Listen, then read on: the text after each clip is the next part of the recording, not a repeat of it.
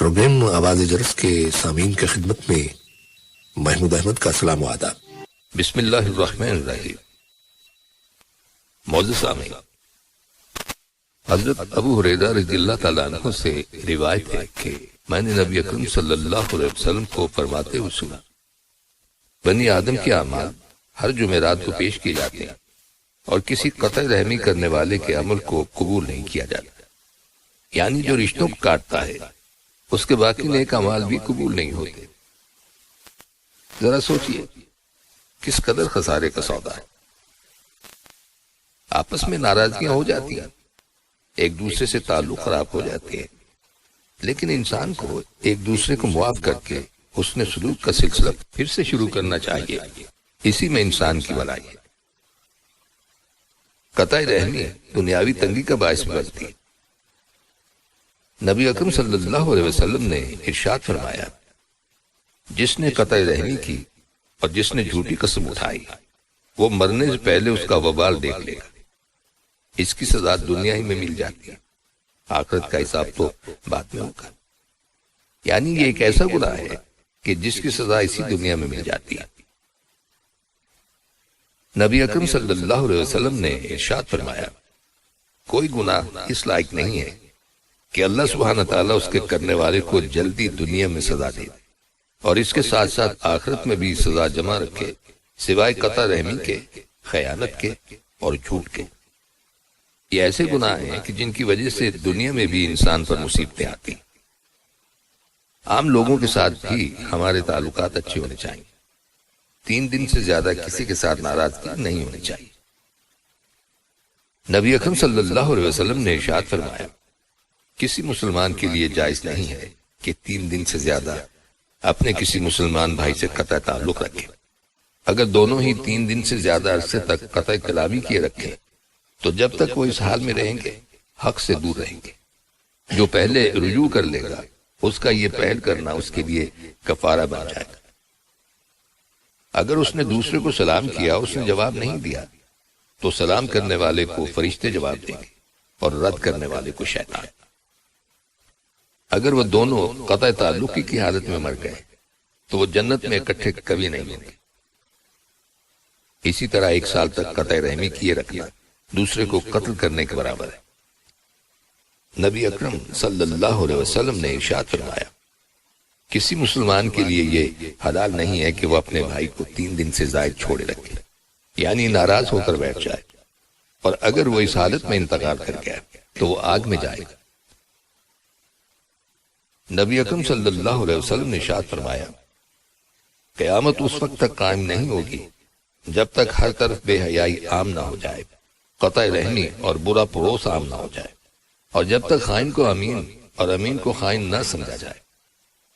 آپ صلی اللہ علیہ وسلم نے فرمایا، قیامت کے قریب سلام صرف پہچان کے لوگوں کو کیا جانے لگے گا، یعنی جسے جانتے ہوں گے صرف اسی سے سلام دعا ہوا۔ تجارت پھیل جائے گی، حتیٰ کہ عورت بھی تجارتی معاملات میں اپنے شوہر کی مدد کرے گی۔ لوگوں کے مزاج بڑے نازک ہو جائیں گے، چھوٹی چھوٹی بات پر ناراض ہو جانا، بات چیت بند کر دینا، گھر سے نکل جانا، غیروں کو جا کر قصے سنانا، یہ سب اسی کے حصے۔ اور آپ صلی اللہ علیہ وسلم نے فرمایا، لوگ جھوٹی گواہی دیں گے، سچی گواہی کو چھپایا جائے گا، اور قلم کا چرچا ہوگا، یعنی لکھنے والے بہت ہوں گے لیکن پڑھنے والے اور عمل کرنے والے بہت کم ہوں گے۔ ذرا سوچئے کہ آج کے اس دور میں ای میل اور واٹس ایپ پر روزانہ کتنے ہی مختلف قسم کے پیغامات ہم آپس میں شیئر کرتے ہیں۔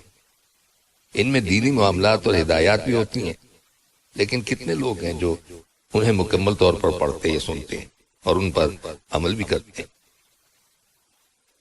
قطع رحمی جنت سے محروم کرنے والا فعل بھی ہے۔ نبی اکرم صلی اللہ علیہ وسلم نے فرمایا، قطع رحمی کرنے والا جنت میں داخل نہیں ہوگا۔ اب یہاں پر یہ بھی سمجھ لینا چاہیے کہ صلہ رحمی کے کچھ درجے ہیں اور وہ رشتہ داری کے اعتبار سے ہیں، یعنی صلہ رحمی واجب ہوتی ہے اور بعض اوقات مستحب ہوتی ہے۔ اب کوئی شخص صلہ رحمی کرتے ہوئے کسی کو کچھ دے لیکن اسے زیادہ ادا نہ کرے تو اسے قطع رحمی کرنے والا نہیں کہا جائے گا۔ اور یہ اصول بھی یاد رکھیے کہ جو جتنا قریبی ہو اس کے ساتھ صلہ رحمی کو مقدم رکھا جائے۔ تو سب سے پہلے صلہ رحمی کی حقدار ماں ہے، پھر باپ، پھر اولاد، اس کے بعد دادا دادی، نانا نانا، ان کے بعد بھائی بہن، پھر باقی کے سارے رشتہ دار جیسے چچا، پھوپھی، ماموں، خالائیں، اور جو جتنا قریبی ہے اسے اتنا ہی مقدم رکھا جائے۔ اسی طرح والدین کی طرف کے رشتہ داروں کو باقی رشتہ داروں پر مقدم سمجھا جائے۔ رحم کے رشتہ داروں میں سے غیر محرم کے ساتھ نیکی کی جائے، جیسے چچا کا بیٹا اور بیٹی، ماموں اور خالہ کا بیٹا اور بیٹی، پھر دیگر سسرالی رشتہ دار۔ اس کے علاوہ صرف والدین ہی نہیں، والدین کے دوستوں کے ساتھ بھی صلہ رحمی کرنی چاہیے۔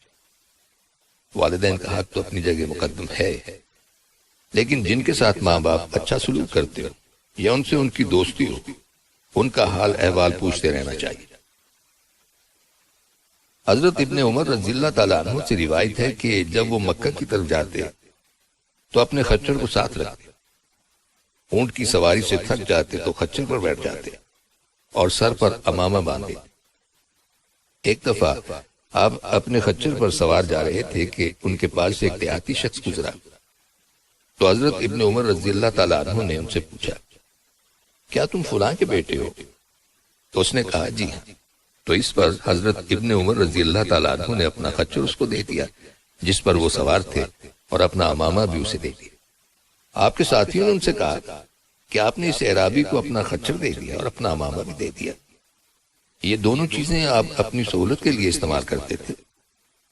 تو اس پر حضرت ابن عمر رضی اللہ تعالیٰ عنہ نے کہا، میں نے نبی اکرم صلی اللہ علیہ وسلم سے سنا، آپ صلی اللہ علیہ وسلم فرماتے تھے کہ بے شک نیکیوں میں سے سب سے بڑی نیکی آدمی کا اپنے والد کی وفات کے بعد اس کے دوستوں سے اچھا سلوک کرنا ہے۔ اور اس دیہاتی کا والد ان کے والد حضرت عمر رضی اللہ تعالیٰ عنہ کا دوست تھا۔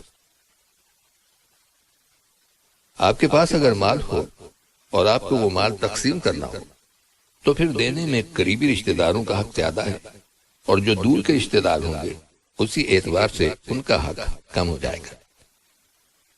ایک صحابی کہتے ہیں کہ وہ درہم جو میں رشتہ داروں کو دوں مجھے اس 1000 درہم سے زیادہ محبوب ہے جو میں محتاج لوگوں میں تقسیم کروں۔ یعنی اگر رشتہ دار ضرورت مند ہیں تو پہلے ان کو دیا جائے۔ غیر مسلم رشتہ داروں کے ساتھ بھی صلہ رحمی کرنی چاہیے۔ حضرت ابن عباس رضی اللہ تعالیٰ عنہ کہتے ہیں کہ اپنے حسب نسب یاد رکھو تاکہ تم صلہ رحمی کر سکو۔ اگر رشتے ہی یاد نہیں ہوں گے تو پھر رشتہ داری کیسے نبھائی جائے گی؟ اور پھر فرمایا کہ اگر رشتہ داروں کو صلہ رحمی کے ساتھ قریب کیا جائے تو وہ دور نہیں ہوتے، اگرچہ وہ دور رہتے ہوں، اور رشتہ داروں کو جب دور کر دیا جائے تو وہ قریب نہیں ہوتے، اگرچہ وہ قریب ہی کیوں نہ ہو۔ اور ہر رشتہ داری قیامت کے دن اپنے ساتھی کے سامنے آئے گی اور وہ اس کے حق میں رشتہ داری ملانے کی گواہی دے گی اگر اس نے اس کو جوڑا ہوگا، اور اس کے خلاف توڑنے کی گواہی دے گی اگر اس نے توڑا ہوگا۔ تو ہمیں چاہیے کہ رشتہ داروں سے ملاقات کریں، لیکن اس طرح ملاقاتیں نہ شروع کر دیں کہ دوسرے کے کام کاج میں ہر جائے۔ رشتہ داروں سے ملاقات برکت کا ذریعہ ہوتی ہے۔ صلہ رحمی کی وجہ سے انسان کو اچھے کام کرنے کی توفیق ملتی ہے اور نیکیاں کرنے کا موقع ملتا ہے۔ انسان نافرمانی سے بچتا ہے، پھر انسان کا اچھا ذکر باقی رہتا ہے اور مرنے کے بعد بھی وہ یاد رہتا ہے۔ جن کے ساتھ وہ اچھا سلوک کرتا تھا وہ اسے یاد رکھتے ہیں۔ تو پہلی چیز ہے ملاقات کرنا، دوسری چیز ہے کہ جب کوئی رشتہ دار آئے تو اس کی مہمان نوازی کرنا، تیسرا یہ کہ ان کی خبر رکھنا، خبر گیری کرنا، ان کے بارے میں پوچھتے رہنا، فون کر کے ان کا حال احوال معلوم کرتے رہنا۔ چوتھی چیز ہے کہ ان کی مالی امداد کی جائے، اگر رشتہ دار محتاج ہے تو صدقے کی صورت میں دیں، اور اگر محتاج نہیں ہے تو تحفے کی شکل میں دیں۔ نمبر 5، ان کے بڑوں کی عزت کریں، ان کے کمزوروں پر شفقت کریں۔ نمبر 6، ان کے مرتبے کے اعتبار سے انہیں ان کا مقام دیں، یعنی جو عمر میں بڑے ہیں، کسی رتبے کے لحاظ سے بڑے ہیں، اس لحاظ سے ان کا احترام کیا جائے۔ اگر اللہ نے انہیں دنیا میں بلند مقام عطا فرمایا ہے تو آپ اس کو پہچانیے. یہ نہیں کہ حسد کی وجہ سے دوسروں کے سامنے انسان ان کی برائیاں بیان کرنا شروع کر دے یا انہیں حقیر سمجھنا شروع کر دے. ان کی خوشیوں اور غموں میں شرکت کرے. نمبر 8، بیمار ہو تو عیادت کریں. نمبر 9، جنازے میں شرکت کریں. نمبر 10، ان کی دعوت قبول کریں. بعض اوقات دلوں میں کچھ ناراضگی ہوتی ہے، وہ بلاتے بھی ہیں لیکن لوگ نہیں جاتے. یہ قطعی رہنگی ہے. نمبر 11، ان کے بارے میں اپنے سینوں کو صاف رکھیں. بغض یا حسد نہ کریں. کہا گیا ہے کہ ایسا شخص کسی قوم کا سردار نہیں ہو سکتا کہ اپنے دل میں کینہ رکھتا ہو. نمبر 12، رشتوں میں اگر انبن ہو تو ان کی اصلاح کرائیں، انہیں آپس میں جوڑنے کی کوشش کریں. نمبر 13، ان کے لیے دعا کریں. اور یہ تو سبھی کر سکتے ہیں اور ہر ایک کو اس کی ضرورت بھی ہے. اور نمبر 14، انہیں نیکی کا حکم دیں اور برائی سے روکیں. بہرحال ہمیں اپنے رشتہ داروں سے ملنا چاہیے. انہیں میسیجز بھیجیے، ٹیلی فون کیجیے. جو ضرورت مند ہیں ان کی ضروریات پوری کیجیے. غریب ہیں تو ان کی مالی مدد کیجیے. اگر انہوں نے آپ کے ساتھ کوئی برا سلوک کیا ہے تو انہیں معاف کر دیجیے. اچھے اخلاق سے پیش آئیے. جو توڑیں، دور بھاگیں، انہیں قریب کیجیے. اللہ کی خاطر ان سے ملاقات کے لیے جائیے. صلہ رحمی صرف بڑوں سے ہی نہیں کی جاتی، بچوں کے ساتھ بھی اچھا سلوک کیجیے. اور سامعین، ان کلمات کے ساتھ ہی ہمارے آج کے پروگرام کا وقت بھی اب ختم ہوتا ہے، اس دعا کے ساتھ کہ اللہ تعالی ہم سب کو صراط مستقیم پر چلنے کی توفیق عطا فرمائے. آمین. آئندہ ملاقات تک کے لیے محمود احمد کو اجازت دیجیے. اللہ حافظ. پروگرام آواز